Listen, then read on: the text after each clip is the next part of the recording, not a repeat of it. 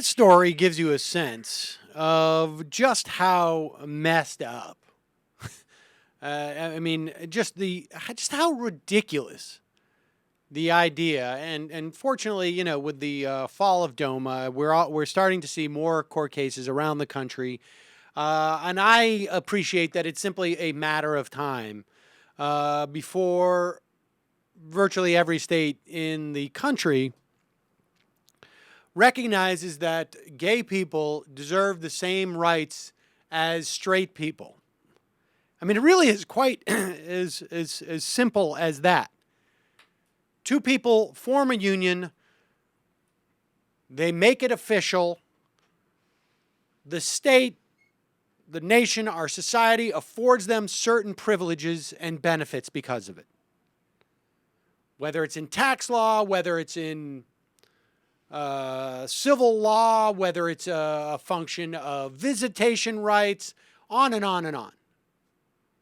Literally hundreds, if not over 1,000 of these benefits that come when you form a union with another person, and it's called marriage. The state also gives other benefits to other groups. If you form a C3, what is it, C4103, whatever, some tax group, you get a tax-exempt status. Some groups will take tax-exempt donations. Other groups will have liability limited to the individuals who are in that group, and they're called corporations, and they get certain tax benefits.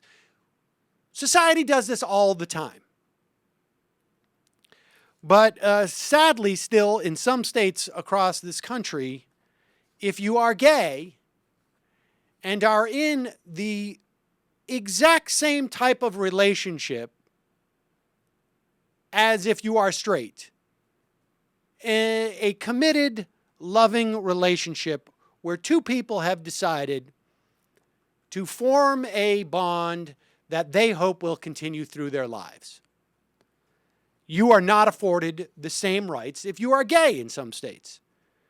And so in Pennsylvania, John Francis, 65 years old, has adopted his 73-year-old gay partner, Gregory. They have been together for 45 years. And at one point, apparently, they started to realize, like, what happens to this life that we have built together for 45 years?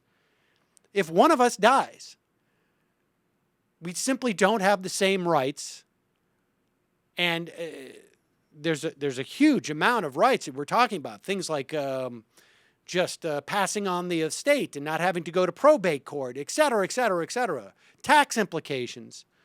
In this instance, because in Pennsylvania, same-sex marriage is not recognized, John Francis, 65 years old, has adopted his 73-year-old gay partner. Basically, and primarily, but I believe there's other issues too when one passes away, to get the benefits of Pennsylvania's inheritance tax law, which says there's a 0% tax on transfers to a surviving legal spouse. There's a 4.5% tax on transfers to direct descendants and lineal heirs. So instead of getting no tax obligations when one of them dies, they're going to be getting a 4.5% tax because now one is legally the parent of the other, as opposed to the 15% tax transfers on other heirs. Anybody who's named in your will, for instance. We want to protect ourselves from higher inheritance tax that heterosexual couples do not incur upon the death of one or other spouse. It's humorous to me, said John. Gregory was a high school and college jock. Today I am making dough for Blueberry Crostata, and he is golfing. You're going to think of him as the dad rather than me, but it provided us some level of comfort that we have protected each other as much as we can.